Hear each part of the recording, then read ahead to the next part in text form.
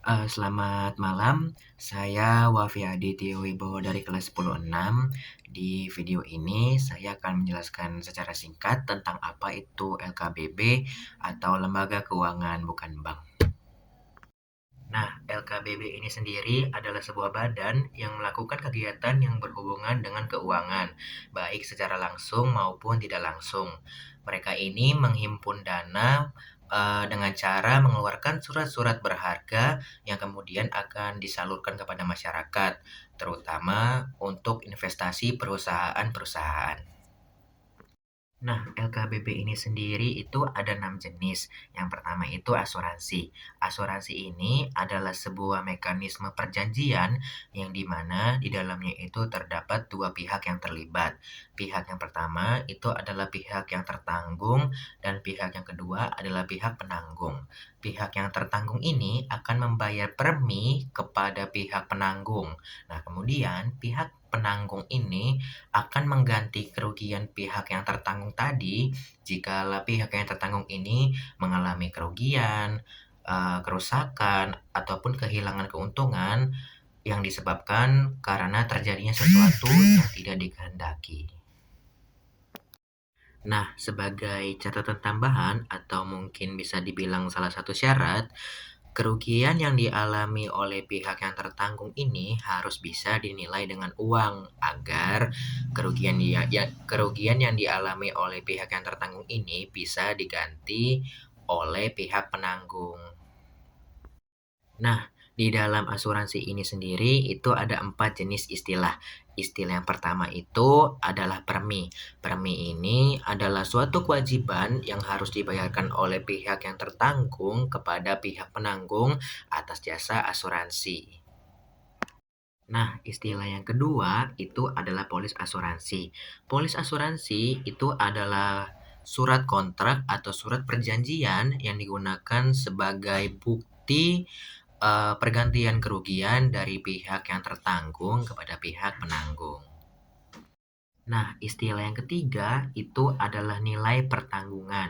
Nilai pertanggungan ini adalah sejumlah uang yang harus dibayarkan oleh pihak penanggung kepada pihak yang tertanggung. Nah, sejumlah uang ini itu bisa dikatakan sebagai pergantian kerugian yang diberikan oleh pihak penanggung kepada pihak yang tertanggung atas kerugian yang ia alami. Nah, istilah yang keempat atau yang terakhir ini adalah klaim. Klaim ini sendiri adalah permintaan ganti rugi yang diberikan oleh pihak yang tertanggung kepada pihak penanggung yang sesuai dengan kerugian yang dijaminkan di dalam polis asuransi. Nah, misalkan ketika pihak yang tertanggung ini mengalami kerugian, maka ia bisa mengajukan klaim atau mengajukan ganti rugi kepada pihak penanggung yang sesuai atau yang dijaminkan di dalam polis asuransi. Nah, berikutnya, asuransi ini juga dibagi menjadi dua jenis. Jenis yang pertama itu adalah asuransi jiwa. Asuransi jiwa ini itu seperti memberikan jaminan perlindungan dalam bentuk mengganti kerugian keuangan atas kematian seseorang. Nah, jenis yang kedua itu adalah asuransi umum. Asuransi umum ini seperti memberikan jaminan terhadap kerugian keuangan yang terjadi pada harta benda kita, yang dimana kita mengalami kerugian itu di kemudian hari. Contohnya ketika kita mengalami kecelakaan, kebakaran, atau kehilangan keuntungan. Nah, asuransi ini sendiri tentu memiliki beberapa manfaat. Salah satu contohnya yaitu mulai dari memberikan rasa aman dan perlindungan, memberikan kepastian, lalu sebagai sarana menabung, membuat hidup kita lebih tenang, meminimalisir resiko kita mengalami kerugian, dan lain sebagainya. Nah, jenis LKBB yang kedua itu adalah pegadaian. Pegadaian ini sendiri itu adalah lembaga yang mempunyai kegiatan untuk membantu memenuhi kebutuhan masyarakat, baik bersifat produktif maupun konsumtif dengan menggunakan sistem hukum gadai. Nah, pegadaian ini sendiri memiliki karakteristik. Karakteristik yang pertama itu adanya utang piutang. Yang kedua itu utang piutangnya itu terdapat jaminan. Nah, dan jaminannya itu berupa benda bergerak atau mungkin benda yang bisa dijual belikan lagi seperti emas, terus peralatan rumah tangga, kendaraan, dan lain sebagainya. Nah, berikutnya, jumlah pinjaman yang diberikan itu tergantung kepada jaminan yang diserahkan. Nah, berikutnya jenis LKBB yang ketiga itu adalah dana pensiun. Pensiun sendiri secara umum itu artinya berhenti bekerja. Setiap orang atau kelompok itu memiliki kondisi atau alasan yang berbeda-beda untuk mereka berhenti bekerja dan memilih untuk pensiun. Nah, lembaga dana pensiun atau dana pensiun ini adalah badan hukum yang mengelola dan menjalankan program yang menjanjikan manfaat dari melakukan pensiun. Nah, manfaat lembaga dana pensiun atau dana pensiun ini adalah di mana mereka itu akan memberikan sejumlah uang kepada pesertanya setelah mereka melakukan pensiun. Nah, tujuan lembaga dana pensiun atau dana pensiun ini tentu berbeda-beda bagi para pesertanya. Contohnya bagi karyawan.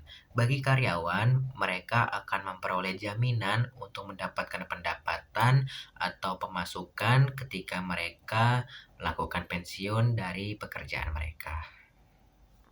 Nah, lembaga dana pensiun ini juga memiliki beberapa kegiatan. Kegiatan mereka itu diantaranya yang pertama, memungut iuran dari pemotongan pendapatan atau pemasukan dari pegawai atau karyawan. Yang kedua itu mereka akan menginvestasikan dana yang didapat tadi ke dalam kegiatan usaha yang akan mendapatkan keuntungan paling besar. Dan yang ketiga, mereka akan membayarkan kembali iuran tersebut dalam bentuk uang pensiun kepada para pesertanya ketika mereka memasuki waktu pensiun. Nah, dana pensiun ini itu dibagi menjadi dua jenis. Jenis yang pertama itu adalah DKPP atau dana pensiun pemberi kerja. DKPP ini didirikan oleh orang atau perusahaan yang memberikan pekerjaan kepada karyawan. Jenis yang kedua itu adalah DKLP atau dana pensiun lembaga keuangan yang didirikan oleh bank atau lembaga asuransi. Nah, DKLP ini berlaku bagi masyarakat umum.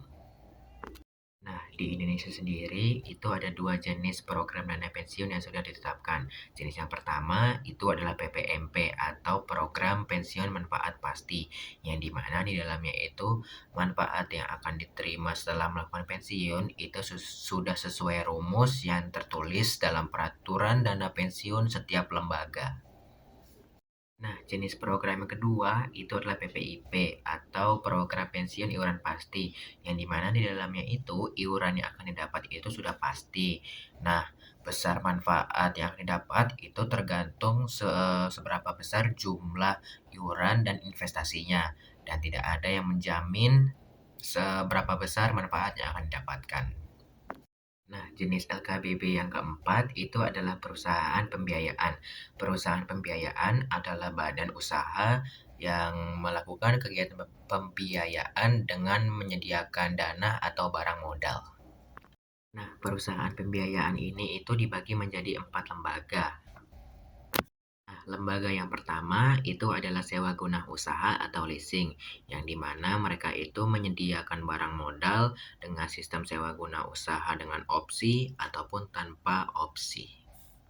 Nah, lembaga yang kedua adalah ancak piutang, yang dimana mereka melakukan kegiatan pembiayaan dengan cara membeli piutang dagang jangka pendek suatu perusahaan.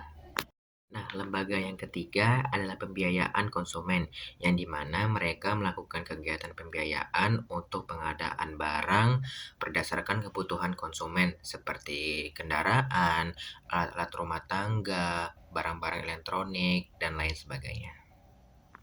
Nah, lembaga yang keempat adalah modal ventura, yang di mana mereka melakukan kegiatan pembiayaan dalam bentuk penyertaan modal secara langsung ke dalam perusahaan yang ingin dibiayai. Nah, jenis LKBB yang kelima adalah koperasi simpan pinjam atau koperasi kredit.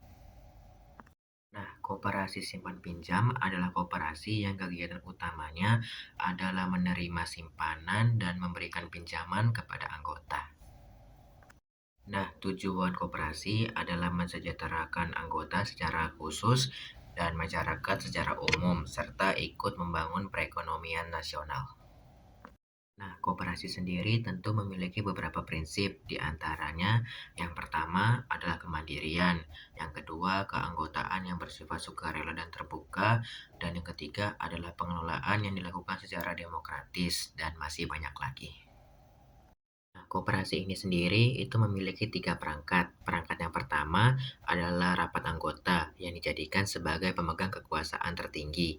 Yang kedua adalah pengurus, yaitu anggota-anggota yang dipilih dalam rapat anggota yang ditugaskan untuk mengelola koperasi. Dan yang ketiga adalah pengawas, yaitu anggota-anggota yang dipilih dalam rapat anggota yang ditugaskan untuk melakukan pengawasan atas pengelolaan koperasi. Nah, untuk menjalankan usahanya, koperasi ini tentu membutuhkan modal. Nah, sumber modal koperasi itu juga dibagi menjadi tiga. Yang pertama itu adalah modal sendiri, yang isinya itu terdiri dari simpanan pokok, simpanan wajib, dana cadangan, dan hibah. Nah, yang kedua itu dari modal pinjaman yang bisa berasal dari anggota secara sukarela, koperasi lain, dari bank, atau dari lembaga keuangan lainnya. Nah, yang ketiga itu dari modal penyertaan yang bisa berasal dari pemerintah atau masyarakat sendiri. Nah, jenis LKBB yang terakhir atau yang keenam itu adalah pasar modal atau bursa efek. Nah, pasar modal itu adalah sebuah mekanisme yang mempertemukan perusahaan yang membutuhkan dana untuk pengembangan perusahaannya dengan masyarakat yang memiliki kelebihan dana dan mau melakukan investasi kepada perusahaan tersebut. Nah, bentuk investasinya dapat dilakukan secara langsung berupa saham dan obligasi, ataupun secara tidak langsung dengan memanfaatkan manajer investasi dalam bentuk reksadana. Nah, sebagai tambahan, saham itu adalah sebuah bentuk resmi atas dasar kepemilikan suatu modal perusahaan. Sedangkan obligasi adalah merupakan surat utang yang diterbitkan suatu perusahaan yang tidak memberikan hak kepemilikan terhadap pemegang surat tersebut. Nah, sekian penjelasan singkat tentang LKBB atau Lembaga Keuangan Bukan Bank dari saya. Mohon maaf bila ada salah kata atau kata-kata yang kurang berkenan. Saya akhiri. Selamat malam.